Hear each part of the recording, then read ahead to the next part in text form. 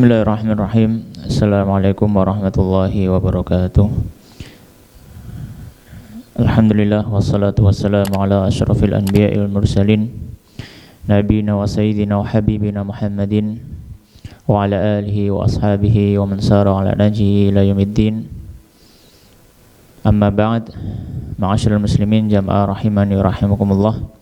Alhamdulillah pada sore hari ini Allah Subhanahu wa taala masih memberikan kita kesempatan untuk berkumpul kembali dalam rangka memanfaatkan waktu yang diberkahi Allah Subhanahu wa taala, waktu menjelang berbuka ini, dengan mengisi rohani kita, mengisi hati kita dengan ilmu-ilmu agama dari Al-Qur'an, dari hadis-hadis Rasulullah sallallahu alaihi wasallam, dan juga dari apa yang disampaikan oleh para salafus saleh. Masih melanjutkan pembacaan dari risalah Al-Waqfat Ma'a Ayati Siyam tentang hukum-hukum fikih yang terkandung dalam ayat-ayat puasa di dalam surat Al-Baqarah ayat 183 sampai 187, dan masih membahas ayat yang ke-183. Allah Subhanahu wa taala berfirman, ya ayyuhalladzina amanu kutiba alaikumus syiyamu kama kutiba alal ladzina min qablikum la'allakum tattaqun. Dan pada pembahasan yang sebelumnya kita sudah membahas tentang pengertian dari as-siyam, pengertian dari puasa. Dan insyaallah pada kesempatan kali ini kita lanjutkan pembacaan dari risalah ini pada halaman yang ke-6. Faqala al-musannif wa hafizallahu ta'ala wa ghafara lahu wa liwalidayhi amin. Penulis risalah mengatakan, famin huna, maka dari sini, dari penjelasan para ulama, ya betulu saumu, batalah puasa, man minta atid dawai, dari mengkonsumsi obat-obatan, abro'an fihi, melalui hidung, aufamihi, atau melalui mulut. Karena pada pembahasan sebelumnya kita membahas tentang pembatal puasa adalah makan dan minum, dan para ulama mengkiaskan dari makan dan minum ini adalah segala hal atau sesuatu yang terlihat yang masuk melalui lubang-lubang dalam tubuh. Maka termasuk hal yang membatalkan puasa, yaitu sesuatu yang masuk ke dalam lubang dari tubuh manusia.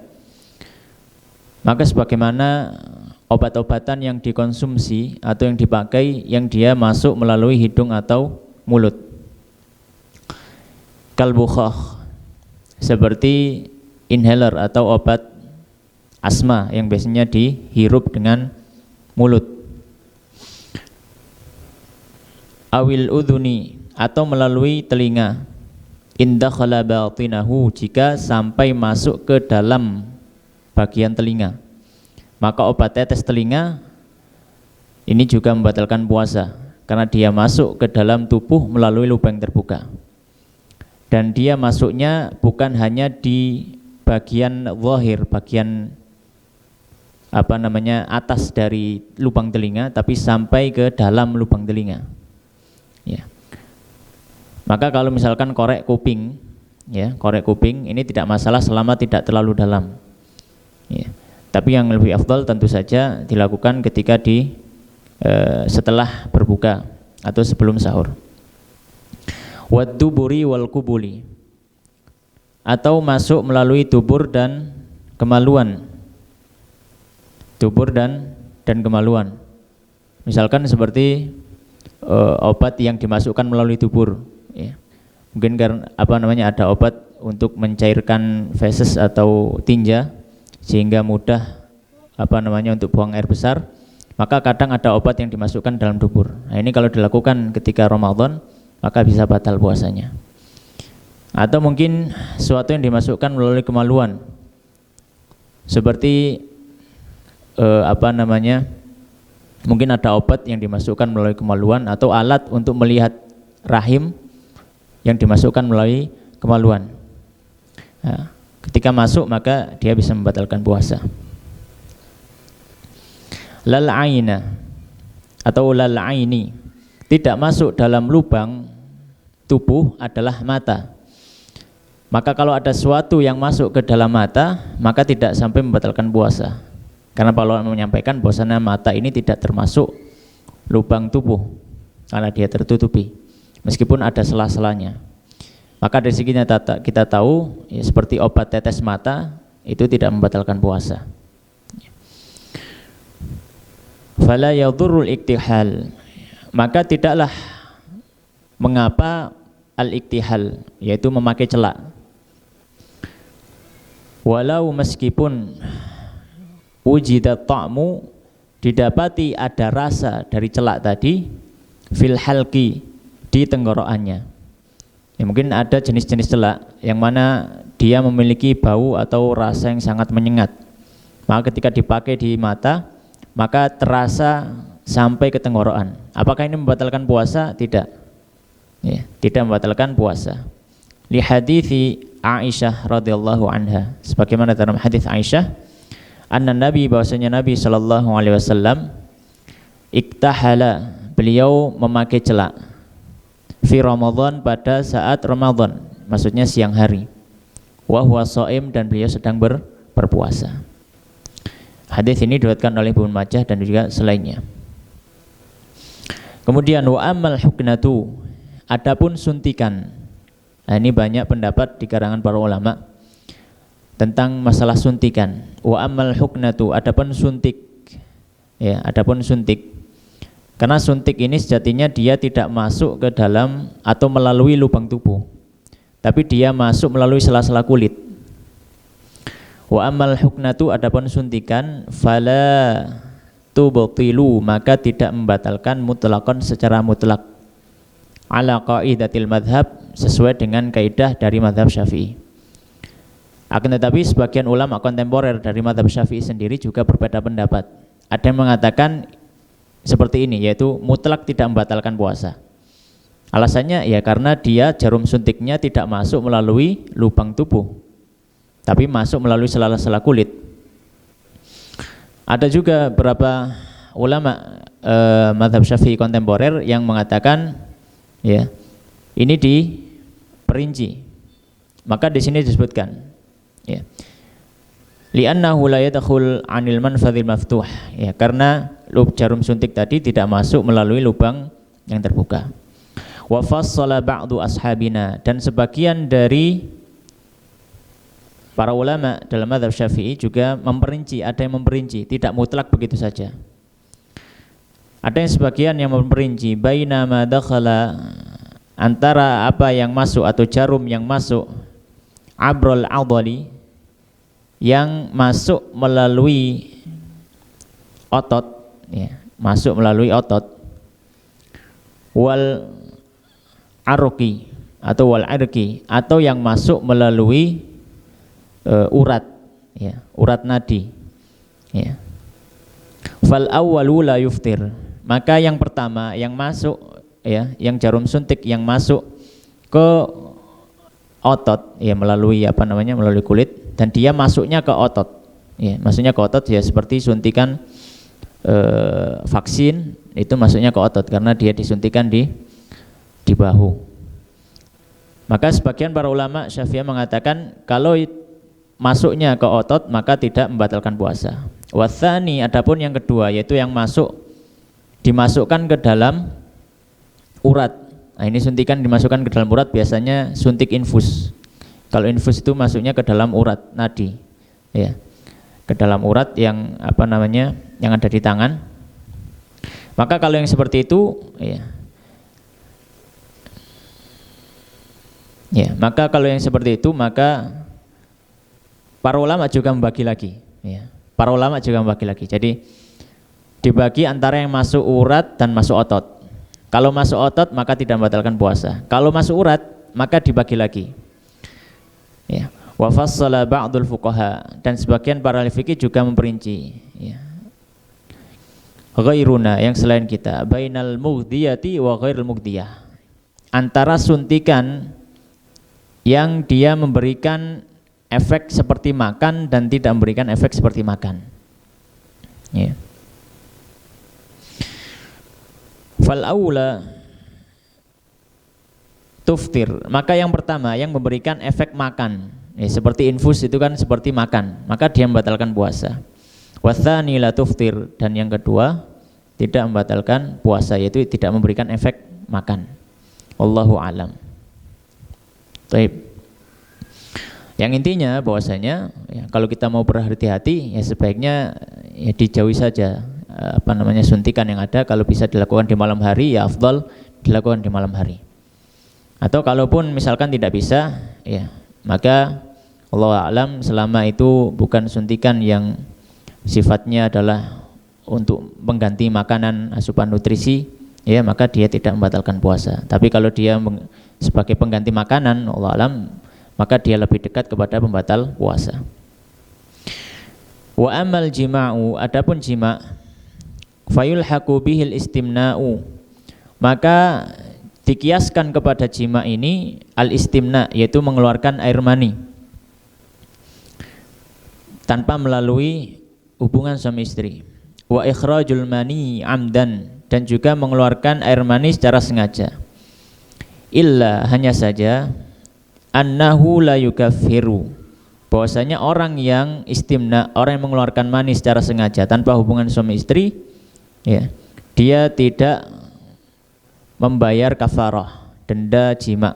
Karena kalau jima di siang hari bulan Ramadan, maka dia selain batal puasanya, kemudian dia berdosa tentu saja, dan ada tambahan hukuman yaitu dia harus bayar kafarah ya, bayar kafarah. Kafarahnya adalah ya puasa 2 bulan berturut-turut, kalau tidak mampu yang beri makan 60 fakir miskin, atau kalau tidak pertama dia bebaskan budak, kalau tidak mampu maka dia berpuasa selama 2 bulan berturut-turut, kalau tidak mampu maka dia memberi makan 60 fakir miskin. Nah, adapun kalau keluar air mani tanpa jima, tanpa ada hubungan suami istri, maka ini membatalkan puasa tapi tidak sampai membayar kafarah, jadi batal biasa. Wa yakfihil qadha'u, dan mencukupinya untuk mengqadha puasanya tersebut. Wa dzalika lil hadits sabiq, dan hal ini ya, kenapa kok istimna mengeluarkan air mani ya, ini juga termasuk membatalkan puasa karena hadis yang sudah disebutkan sebelumnya. Ya da' syahwatahu, bahwasanya orang yang berpuasa itu salah satu sifatnya adalah dia meninggalkan syahwatnya ya. Ketika air mani keluar maka dia berarti tidak meninggalkan syahwatnya, tapi dia menuruti syahwatnya. Kemudian hadza ya, hal ini yaitu makan, minum, jima, dan apa-apa yang dihubungkan dengan atau dikiaskan dengan ketiga hal tersebut. Wa yuzadu minal muftirati, dan ditambahi termasuk dari pembatal puasa al-istiqa'u, yaitu memuntahkan atau membuat dirinya muntah ya. Jadi muntah dengan sengaja. Li hadithi Abi Hurairah, sebagaimana hadis Abu Hurairah radhiyallahu ta'ala anhu, qala, beliau mengatakan, qala Rasulullah, telah bersabda Rasulullah sallallahu alaihi wasallam, man, barang siapa dara'ahu, yang mengharuskan dirinya al-qai'u, muntah, fala qada'a, maka tidak ada qada alaihi atas orang tersebut. Wa man istaqa'a, dan barang siapa yang memuntahkan secara sengaja, jadi dia muntah secara sengaja, fa alaihil qada, maka atas orang tersebut ada kewajiban mengqadha puasanya. Baik. Jadi termasuk batal puasa adalah al-istiqa' atau muntah secara sengaja. Baik, wa ammal hijamatu ya. Wa ammal hijamatu. Atau sebelum kita bahas atau kita baca selanjutnya, apakah ada kemungkinan orang itu muntah secara sengaja? Ya, ada saja. Jadi muntah secara sengaja itu gambarannya bukan harus ngelogok nih, semerap ngelogok nih. Jadi masukkan jari ke dalam tangannya, bukan. Kadang mungkin kalau kita naik kendaraan ya, atau kita masuk angin misalkan. Kadang kan ada orang itu kalau ingin muntah tapi muntahnya tidak bisa keluar, itu kan ke tubuh kan rasanya sakit. Akhirnya apa? Akhirnya dia berusaha untuk memuntahkan diri. entah itu minta dipijat atau apa. Nah, kalau muntah seperti itu juga masuk istiqa. Itu juga masuk muntah secara sengaja. Jadi muntah secara sengaja itu tidak harus memasukkan sesuatu ke dalam mulutnya kemudian berusaha untuk memuntahkan, tidak. Kadang seperti itu, keinginan dalam hati itu sudah cukup menjadi suatu hal yang bisa membatalkan puasa ketika dia ingin muntah. Baik. Kemudian wa amal hijamatu, adapun berbekam hijamah, fala tubtilu shauma, maka tidak membatalkan puasa. Ya. Maka kalau hijamah tidak membatalkan puasa atau berbekam. Li hadits Ibnu Abbas, bagaimana dalam hadis Ibnu Abbas radhiyallahu taala anhu, anna Nabi, bahwasanya Nabi sallallahu alaihi wasallam ihtajama, beliau berbekam, wa huwa shaim wa huwa muhrimun, dan beliau sedang ihram. Wahtajama, dan Rasulullah juga pernah berbekam, wa huwa shaim, dan beliau ketika itu sedang berpuasa. Mungkin ada yang bertanya, bagaimana dengan hadis yang menjelaskan tentang Rasulullah sallallahu alaihi wasallam berkata kepada orang yang yang melakukan hijamah atau melakukan bekam, disuruh membatalkan puasanya. Aftarul hajimul mahjum, mungkin kita pernah dengar hadisnya. Berbukalah orang yang membekam dan berbekam. Maka para ulama mengatakan bahwasanya hadis ini ada kemungkinan dia dihapuskan dengan hadis yang ini hukumnya. Maka pada awalnya berbekam atau berpekam itu dia membatalkan puasa. Tapi kemudian hukumnya itu dihapuskan dengan hadis ini, bahwasanya Rasulullah pernah berbekam pada bulan puasa. Dan ada kemungkinan atau jawaban yang lain, yaitu bahwasanya Rasulullah memerintahkan orang yang berbekam tadi untuk berbuka, ya, karena berbekamnya itu membuat dirinya semakin lemah ketika berpuasa dan bisa mengarahkan kepada mudarat. Maka para ulama juga mengatakan yang membolehkan berbekam ketika berpuasa itu dengan syarat, kalau dia berbekam fisiknya tidak melemah. Kalau dia berbekam sedangkan fisiknya menjadi semakin lemah, maka hukumnya makruh. Ya, maka hukumnya makruh. Wa yuqasu biha, dan dikiaskan dengan bolehnya berbekam ketika bulan puasa at-tabarru'u biddam, melakukan donor darah. Ya, sebagaimana bekam itu juga mengeluarkan darah, juga termasuk di dalamnya al-fasdu. Fasdu, kalau kita mungkin sering dengarnya fasdu, ya, al-fasd itu juga mengeluarkan darah melalui urat. Ini tidak membatalkan puasa, maka juga demikian pula donor darah, karena sama-sama mengeluarkan darah. Maka dia juga tidak membatalkan puasa dengan perincian yang sudah kita sebutkan. Fala yuftir, maka dia tidak membatalkan puasa. Kemudian wa qauluna fi ta'rifis siyami, dan ucapan kami dalam memberikan arti dari kata asyam, min tulu'il fajri ila ghurubi syamsi, ya. Arti puasa adalah al-imsaku 'anil muftirat, menjaga diri atau menahan diri dari pembatal puasa, min tulu'il fajri, dari terbitnya fajar shadiq, ila ghurubi syamsi, sampai terbenamnya matahari. Apa maksud ucapan dari terbitnya fajar shadiq sampai terbenamnya matahari? Maka hal ini didasari karena firman Allah Subhanahu wa taala, liqaulihi ta'ala, karena firman Allah taala, wa kulu washrabu hatta yatabayyana lakumul khaytul abyadu minal khaytil aswadi minal fajr. Kulu, makanlah, washrabu, dan minumlah, hatta, sehingga, yatabayyana, menjadi jelas, lakum, bagi kalian, al khaytul abyadu, garis atau benang yang putih, maksudnya adalah fajar shadiq, minal khaytil aswadi, dari benang yang hitam, maksudnya adalah malam hari, minal fajri, dari fajar. Ya. Wali hadis Ibnu Umar, dan juga karena hadis Ibnu Umar radhiyallahu taala anhuma, anna Rasulullah, bahwasanya Rasulullah sallallahu alaihi wasallam qaal, beliau mengatakan, inna Bilalan, sesungguhnya Bilal itu yu'adzinu, dia adzan bilailin, ketika waktu masih malam. Fakulu, maka makanlah kalian, washrabu, dan minumlah, hatta, sehingga, yunadi, menyeru atau adzan Ibnu Ummi Maktum. Jadi adzan di zaman Rasulullah, adzan subuhnya itu ada dua. Adzan subuh yang pertama diadzani oleh Bilal, adzan subuh yang kedua diadzani oleh Ibnu Ummi Maktum. Maka Rasulullah mengatakan kalau adzannya masih adzannya Bilal, masih boleh makan. Tapi kalau adzannya sudah adzannya Ibnu Ummi Maktum, maka jangan makan. Ya, jangan makan. Kenapa? Karena adzannya Ummi Maktum ini adalah adzan ketika fajar shadiq sudah muncul, subuh sudah masuk. Tapi kalau adzannya Bilal ini masih malam hari, masih belum muncul fajar shadiq. Dan ini sesuai dengan apa yang difirmankan Allah tadi. Sampai, jadi kalau dalam bahasa Arab hatta itu disebut harful ghayah. Huruf ghayah atau huruf tujuan. Jadi dalam artian kalau memakai kata hatta, itu kata yang sebelumnya tidak boleh dilakukan setelah kata hatta. Jadi Allah berfirman, kulu washrabu, makan dan minumlah. Maka di sini kita tahu boleh makan minum. Ketika ada kata hatta, maka makan minum tidak boleh dilakukan setelah kata yang datang setelah hatta. Karena itu disebutkan bahwasanya hatta ini disebut harful ghayah, huruf pungkasan, jadi akhir. Jadi batas bolehnya melakukan hal tersebut adalah sampai ada kata hatta itu.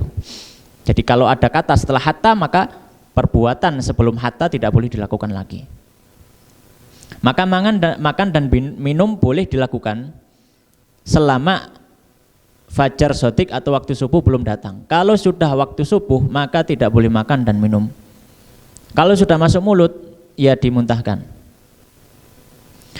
Wa qauluhu sallallahu alaihi wasallam, dan ucapan sabda Rasulullah sallallahu alaihi wasallam, idza aqbalal lailu min hahuna, ketika datang malam dari sini, yaitu dari barat, dari timur, afwan. Ketika datang malam dari timur, karena matahari tenggelam di barat, yang gelap duluan adalah bagian timur. Wa adbaran nahar min hahuna, ya. Dan datang waktu siang atau waktu pagi dari sini. Wa gharabatis syamsu, dan matahari telah tenggelam, faqad afthara shaim, maka sungguh orang yang puasa sudah boleh berbuka. Maka dari hadis-hadis ini, dalil-dalil ini, para ulama memberikan arti dari kata siyam itu menahan makan dan menahan diri dari pembatal puasa dari terbitnya fajar sampai tenggelamnya matahari. Kemudian wa qauluna, dan ucapan kami ma'an niyati, disertai dengan niat. Karena puasa tidak boleh tanpa adanya niat. Ai min qabli tulu'il fajri, maksudnya adalah disertai dengan niat sebelum terbitnya fajar shadiq. Wujuban, dan hukumnya wajib. Fi shaumil fardhi, dalam puasa yang wajib. Puasa yang wajib ya puasa Ramadan. Atau yang masuk dalam hukum Ramadan seperti qadha, mengqadha puasa Ramadan, membayar hutang. Atau puasa nadar, dia bernadar untuk berpuasa. Maka semua puasa yang wajib, maka wajib juga hukumnya berniat sebelum terbitnya fajar atau waktu subuh. Ini hadis ya Hafsah, sebagaimana dalam hadis Hafsah radhiyallahu taala anha, anna Nabi, bahasanya Nabi sallallahu alaihi wasallam qaal, beliau bersabda, man lam yajma'is siyama, barang siapa yang tidak berniat puasa qablal fajri, sebelum waktu fajar, maksudnya sebelum fajar shadiq, waktu subuh, fala siyama lahu, maka tidak ada puasa baginya. Dalam artian maka tidak boleh berpuasa. Ya. Jadi ini untuk puasa yang wajib. Ya. Kalau puasa yang sunnah, maka para ulama memberikan kelonggaran. Kalau puasa sunnah tidak mengapa tanpa niat. Ya. Tidak mengapa tanpa niat, ya. Jadi misalkan bangun jam 8, ya, kemudian cari-cari makanan kok nggak ada, kemudian ya sudah saya tak puasa saja. Baru niat jam 8 pagi misalkan, ya maka sah puasanya. Tapi kalau puasa Ramadan, maka tidak sah, ya. Maka tidak sah. Jadi harus niat di malam harinya. Baik. Mengenai pembahasan tadi masalah waktu fajar, ya. Masalah waktu fajar, bahwasanya kalau sudah masuk waktu fajar atau waktu subuh maka tidak boleh makan dan minum lagi. Maka bagaimana dengan hadis yang mungkin pernah kita dengar tentang bahwasanya kalau kita sedang makan ya wadah masih di tangan kemudian terkena azan, maka jangan taruh wadahnya sampai selesai hajatnya. Maka di sini dijelaskan wa amal hadis, adapun hadis. Hadisnya ini diriwayatkan oleh Abu Dawud. Idza sami'a ahadukum, idza ketika sami'a mendengar ahadukum salah seorang kalian an-nidaa seruan azan wal ina'u dan wadah makannya ala yadihi masih di atas tangannya, fala maka janganlah yadha'uhu dia meletakkan wadah tersebut hatta sehingga yaqdi dia selesaikan hajatahu kebutuhannya minhu dari wadahnya tersebut. Bagaimana dengan hadis ini? Ya, maka di sini disebutkan, adapun hadis ini bukan bermakna bahwasanya kalau sudah masuk waktu subuh kita masih makan sahur misalkan, kemudian kita lanjutkan saja sampai habis satu piring misalkan. Ya, bukan maknanya seperti itu. Ya. Kenapa kok maknanya bukan seperti itu? Iya, karena tadi di ayat itu Allah sudah jelas. Kulu washrabu hatta yatabayyana lakumul khaytul abyadu minal khaytil aswadi minal fajr. Sampai jelas fajar shadiq. Berarti kalau sudah sampai fajar shadiq jangan makan, jangan minum. Tapi bagaimana dengan hadis ini? Maka di sini dikatakan hadza mahmulun 'alal adzanil awwali. Ini hadis ini ya tentang azan ini ditafsirkan dengan azan yang pertama, azanul Bilal, azanil Bilal, azannya Bilal tadi. Jadi tadi kan azan ada dua, azan malam dan azan yang subuh. Kalau Bilal itu azannya azan malam. Kalau sudah azan Bilal maka masih boleh makan. Tapi kalau sudah Ibnu Ummi Maktum maka Rasulullah mengatakan ya hatta yunadi Ibnu Ummi Maktum. Ya, makan minum sampai Ibnu Ummi Maktum azan. Kalau sudah azan maka jangan makan dan minum. Ya, fil hadits sabiq sebagaimana dalam hadis yang sebelumnya, wallahu a'lam. Baik. Ma'asyiral muslimin jamaah rahimani wa rahimakumullah. Itu tadi tentang firman Allah Subhanahu wa taala, ya ayyuhalladzina amanu kutiba alaikumusiyam. Ya. Telah ditetapkan, telah diwajibkan atas kalian as-siyam, dan itu tadi penjabaran dari pengertian kata as-siyam. Ya, as-siyam atau as-saum atau kita terjemahkan berpuasa. Ayat yang lanjutannya wa qauluhu ta'ala, dan firman Allah Subhanahu wa taala, kama kutiba 'alal ladzina min qablikum, kama sebagaimana kutiba telah ditetapkan 'alal ladzina atas orang-orang min qablikum yang sebelum dari kalian. Fasiyamu maka puasa ini, syariat puasa, min jumlati syara'i'il lati termasuk dari kumpulan syariat-syariat yang qad syuri'at telah disyariatkan min qablina dari zaman sebelum kita. Jadi puasa ini bukan hanya syariat Rasulullah SAW, tapi sebelum zamannya Nabi SAW juga sudah ada syariat berpuasa. Illa hanya saja annahu bahwasanya qad ikhtalafa ya berbeda fil kaifiyati dalam tata cara wal ahkami dan hukum-hukumnya. Secara umum puasanya atau secara umum nama puasa sama. Puasa kan artinya kalau secara bahasa kan al-imsak, menahan dari sesuatu. Sama-sama menahan. Tapi ada tata cara yang berbeda dengan puasa yang kita lakukan pada hari ini. Wa qad qala Allah Ta'ala, dan Allah Subhanahu wa taala berfirman, likullin ja'alna minkum syir'atan wa minhaja, dan setiap dari umat kami telah jadikan, yaitu Allah Subhanahu wa taala, dari kalian syir'atan syariat, wa minhajan dan juga jalan. Walau sya Allah, dan kalau Allah menghendaki, la ja'alakum ummatan wahidah, sungguh Allah akan jadikan kalian umat yang satu.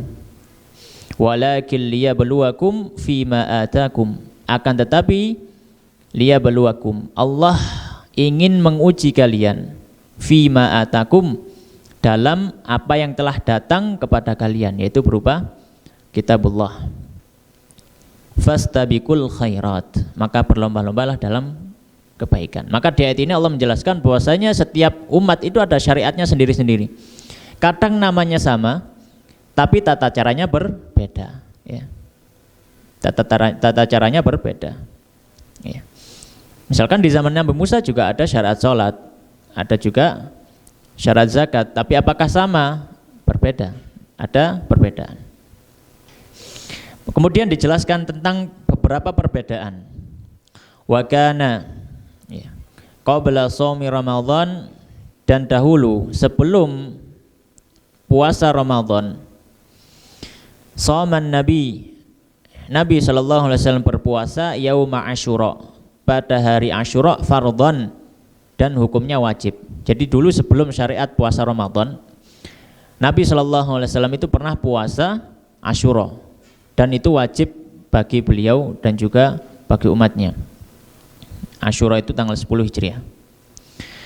Li hadithi Aisyah, sebagaimana dalam hadis Aisyah radhiyallahu taala anha, kanat Quraisyun, bahwasanya dahulu orang Quraisy, tasumu Asyura, berpuasa pada hari Asyura, fil jahiliyah, pada zaman jahiliyah. Wa kana Rasulullah, dan adalah Rasulullah sallallahu alaihi wasallam, yasumu, beliau juga ikut berpuasa di hari Asyura. Falamma hajara, dan ketika beliau hijrah ilal Madinati, ke Madinah, shamahu, maka beliau pun tetap berpuasa Asyura. Wa amara bisiyamihi, dan beliau memerintahkan kepada para sahabat untuk berpuasa juga. Falamma furidha syahr Ramadan, dan ketika diwajibkan puasa Ramadan, qala, maka Rasulullah mengatakan, man syaa shamahu wa man syaa tarakahu. Siapa yang mau puasa Asyura silakan puasa, siapa yang mau tidak puasa Asyura silakan tidak berpuasa. Ini setelah ada kewajiban puasa Ramadan. Ya, hadisnya diriwayatkan oleh Imam Muslim. Dan juga ada hadis yang lain yang menjelaskan ada puasa yang wajib juga, ya, sebelum puasa Ramadan. Di antaranya adalah puasa 3 hari di setiap bulan. Wa aidan, dan juga shaumu thalathati ayyamin, berpuasa 3 hari, min kulli syahrin, di setiap bulannya. Li hadithi Mu'ad at-tawil, sebagaimana dalam hadisnya Mu'ad yang hadisnya panjang. Wa fihi, dan dalam hadis tersebut disebutkan, wa amma ahwalus siyami, adapun kondisi atau tentang puasa, fa inna Rasulullah, maka Rasulullah sallallahu alaihi wasallam, qadimal Madinata, beliau datang ke Madinah, faja'ala yasumu, maka beliau mulai berpuasa, min kulli syahrin, di setiap bulannya, thalathata ayyamin, 3 hari. Wa shama Asyura, dan beliau juga berpuasa Asyura.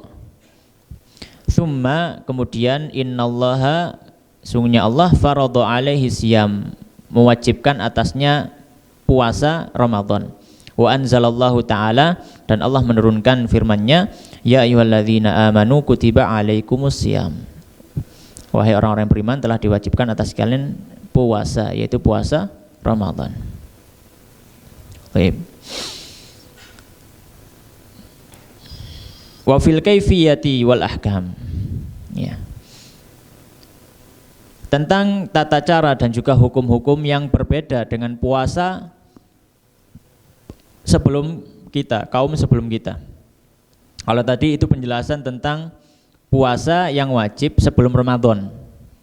Sekarang itu adalah puasa yang wajib dilakukan sebelum zamannya Rasulullah.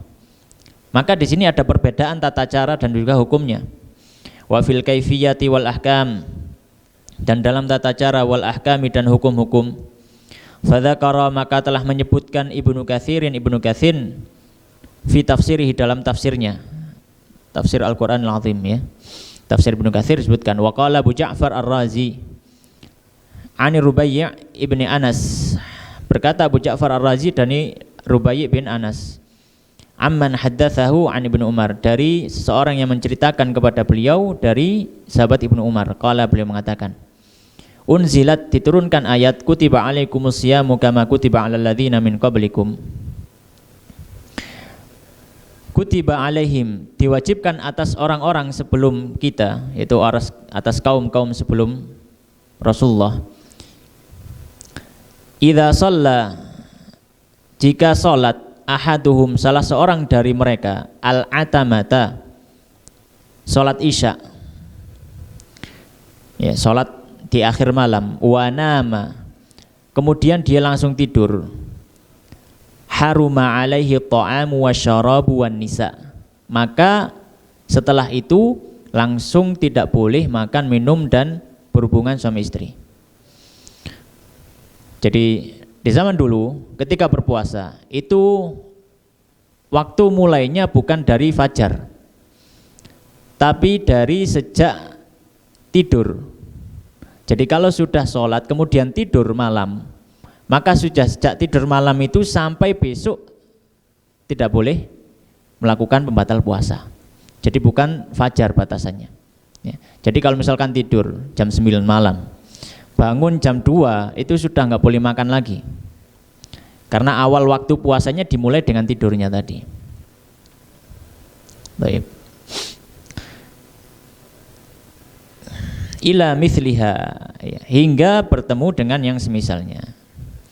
Wa qala aidan fi tafsiri qaulihi ta'ala, dan juga Ibnu Katsir menyebutkan dalam tafsir firman Allah Ta'ala, inni nadartu lirrahmani sauma, ya, tentang kisahnya Maryam, yang Maryam mengatakan kepada orang-orang, inni nadartu lirrahmani sauma, bahwasanya hari ini saya bernadar kepada Allah untuk berpuasa, falan ukallimal yauma insiya, maka karena saya sudah nadar puasa, kata Maryam apa? Maka saya tidak berbicara. Maka di sini disebutkan al muradu annahum, bahwasanya maksudnya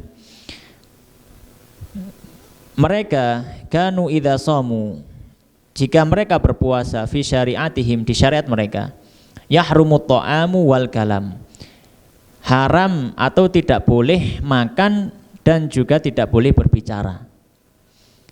Jadi puasa di zamannya Sayyidah Maryam itu kalau berpuasa maka bukan cuma makan minum pembatal puasanya, termasuk ngomong juga pembatal puasa. Wa nassa 'ala dzalika Sudi wa Qatadah wa Abdurrahman ibnu Zaid, dan hal tersebut disebutkan oleh As-Sudi, Imam Qatadah dan Imam Abdurrahman ibnu Zaid. Itu tentang firman Allah Subhanahu wa taala, ya ayyuhalladzina amanu kutiba alaikumusiyam kama kutiba alal ladzina min qablikum, sebagaimana yang telah ditetapkan atas kaum-kaum sebelum kalian. Ya. Baik, kemudian selanjutnya Allah Subhanahu wa taala menutup ayat yang ke-183 ini dengan firman-Nya, la'allakum tattaqun. Wa qaulu ta'ala, dan firman Allah Ta'ala, la'allakum tattaqun, semoga kalian menjadi hamba yang bertakwa. Qala Al-Qurtubi, berkata Imam Qurtubi, qila, dikatakan, maknahu, maknanya, maknahu huna, maknanya di sini adalah tad'afuna, bahwasanya kalian akan menjadi lemah. Fa innahu, ya, maka sesungguhnya, kullama qallal aklu, setiap kali, ya, makanan kalian itu sedikit, dha'ufat asyahwatu, maka syahwat pun menjadi melemah. Ya. Wa kullama dha'ufat asyahwatu, dan setiap kali syahwat itu melemah, qallat al-ma'asi, maka maksiat pun menjadi menurun. Ini makna yang pertama disebutkan oleh Al-Qurtubi, la'allakum tattaqun, la'allakum tad'ufun, semoga mereka menjadi lemah. Maksudnya lemah tadi, lemah karena makannya lemah, kemudian syahwatnya lemah, dan akhirnya maksiat pun menjadi berkurang. Wakila, dan dikatakan huwa 'alal umum, ya, itu adalah makna secara umum, maksudnya ya bertakwa, ya bertakwa, ya, jadi tidak ada makna lain. Li'anna siyam, karena siyam, kama qala alaihi salam, ya, Sebagaimana yang disebutkan oleh Rasulullah sallallahu alaihi wasallam, as-siyamu junnatun. Bahwasanya puasa adalah tameng, wa wijaun, dan juga penghalang. Wa sababut taqwa, dan sebab ketakwaan. Ya, jadi puasa itu adalah tameng, penghalang, sekaligus puasa itu juga jadi sebab takwa. Kenapa kok puasa jadi sebab takwa? Li'annahu yumitu syahwah. Karena puasa ini bisa mematikan syahwat. Maka disebutkan kesimpulannya, wa ala kullin, maka kesimpulannya, fa innat taqwa, bahwasanya takwa min asbabil quwa ar-ruhiyyah. Takwa itu adalah termasuk dari sebab-sebab kekuatan rohani. Li'anna shaum, karena berpuasa, fihi tazkiyatun lil badani, di dalamnya ada pembersihan terhadap badan, wa tadyiqun limasaliki syaitan, dan mempersempit jalannya setan. Walihada, dan oleh karenanya sabata, telah disebutkan fi sahihaini, dalam hadis Bukhari Muslim, ya ma'syarasy syabab, wahai para pemuda, man istata'a, barang siapa dari kalian, minkum, dari kalian, alba'ata, memiliki kemampuan, falyatazawwaj, maka hendaknya dia menikah. Wa man lam yastati', dan barang siapa yang tidak mampu menikah, fa alaihi bisawmi, maka hendaknya atas orang atau laki-laki tersebut berpuasa. Kenapa? Fa innahu lahu wijaun, karena puasa itu baginya adalah tameng, ya. Maka kesimpulannya yang disebutkan tadi, bahwasanya puasa ini, ya, banyak karena puasa ini itu menjadi tameng, dan dia menjadi sebab-sebab badan itu tersucikan, kemudian jalan-jalan setan juga tersempitkan. Maka takwa pun akan hadir, ya. Takwa akan hadir dengan sebab-sebab yang sudah disebutkan tadi. Ma'asyiral muslimin jamaah rahimani wa rahimakumullah. Baik, mungkin demikian yang bisa kita bacakan, yang kita bisa bahas pada kesempatan sore hari ini. Semoga memberikan manfaat. Wallahu taala alam, wa sallallahu ala sayyidina Muhammadin wa ala alihi wa ashabihi ajmain. Kita manfaatkan waktu yang ada untuk menunggu berbuka. Kita tutup dengan doa kafaratul majelis. Subhanakallahumma bihamdika asyhadu an la ilaha illa anta astaghfiruka wa atubu ilaik. Wa akhiru da'wan alhamdulillahirabbil alamin. Assalamualaikum warahmatullahi wabarakatuh.